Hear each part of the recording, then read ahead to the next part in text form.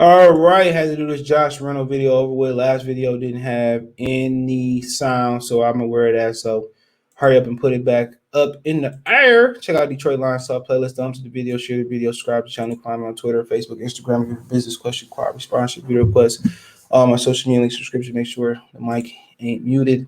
And Josh Reynolds has been released from the Tennessee Titans. Now there are some Detroit Lions ties here.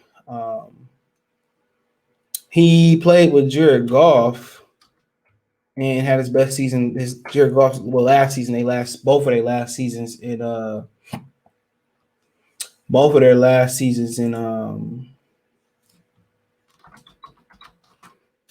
with the LA Rams. So Josh Reynolds, he played with Jared Goff there. He had over 600 receiving yards there in LA, and also he had a 51 receptions. That was a career high too. So he said, well, what happened in Tennessee? And also he has ties with Dan Campbell. He went to Dan Campbell's alma mater in Texas A&M.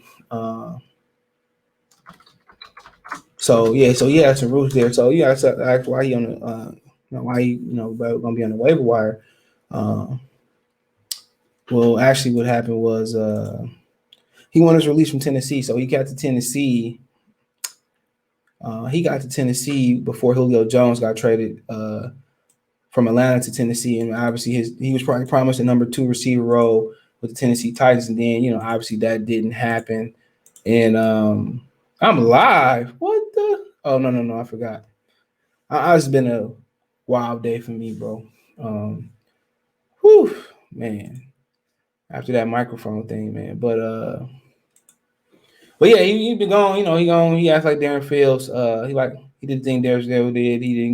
He had a reduced role. He thought his role was gonna be bigger, and rightfully so for Josh Reynolds too, man, because he didn't know Julio Jones going there. He was probably promised a number 2 role, wanted to prove himself after coming off a career high year with the Los Angeles Rams. So he wanted to prove himself. So like I said, I like Josh Reynolds. Every time I watch the Rams play, he will make a play. He kind of reminds, they replaced him with Van Jefferson. I think whatever his name is.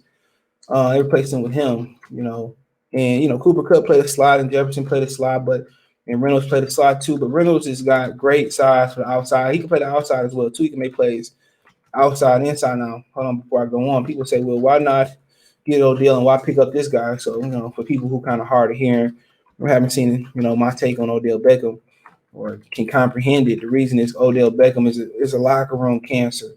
That's the biggest reason. He's a locker room cancer, man, and you don't want to put a locker room cancer in the locker room that hasn't won a game yet. You really probably gonna lose every game. So it just didn't make sense. We all know Odell didn't want to be here.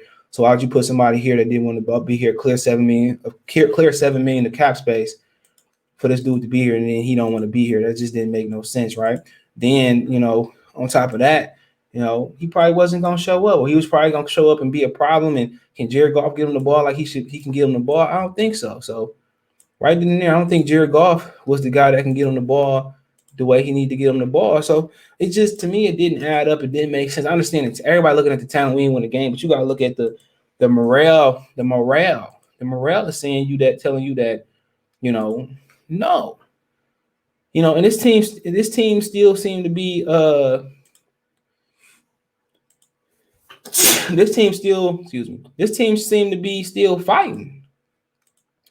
Think about for a minute. They still fighting. You put Odell there and they go, well, and then look at Cleveland. As soon as the week that Odell Beckham leave, the week after, the following week, man, they balling. They balling like Spawn. They balling, man. They blew out Cincinnati. Cincinnati is a really, really, really good team, man. Cincinnati, a great team. A good team this year, trying to prove that they're really, really a legit team. They're a really good team, bro. Really good. And they dismantled them. And the Bengals struggled with the Cleveland struggled with teams that's far more inferior this season than the Bengals. So yeah, as soon as he leave, they get to rolling. That's no coincidence, bro. He's a team obliterator in my Skip Bayless boys. He's a team obliterator.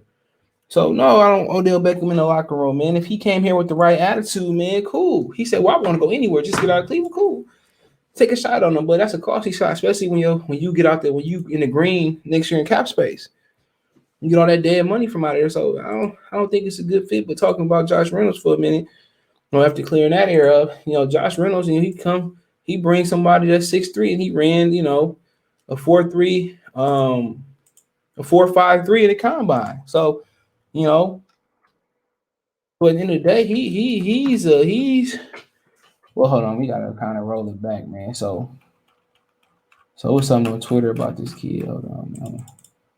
So on Twitter, they basically said he asked for exactly what I'm telling you guys. So, you look at him, 6'3", he went to Texas A&M. He only 26 years old. He'll be 27 next February. But like I said before, you look, so he also went to Oregon. It sounded like no, he went to I mean, it had nothing to do with Oregon. But look at him, man. Look at his measurables.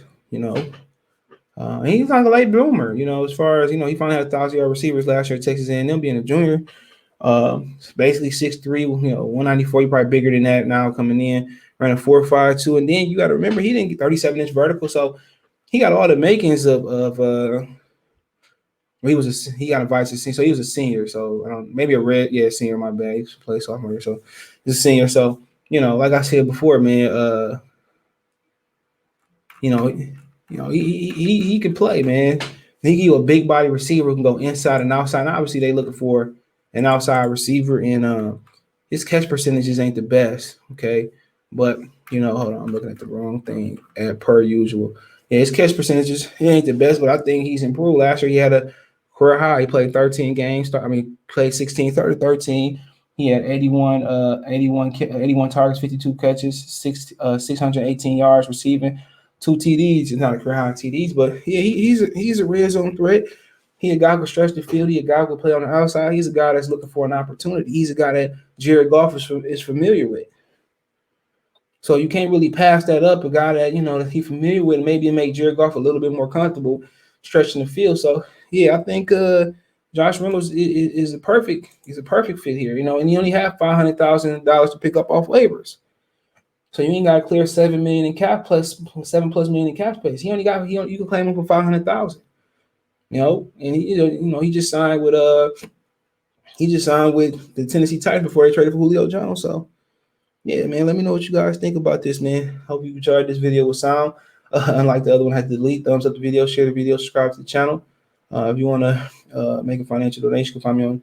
You can cash at me, CJ Good 313, Venmo, CJ Good 313, PayPal link description. All the information rolling at the bottom of the screen is in the description.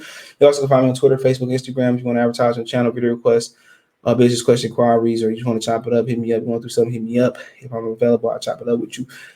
Best way to donate, the bell icon, all notifications, bell. Appreciate notifications go live. Comment. Appreciate you guys. See Detroit Line Star playlist out. Peace.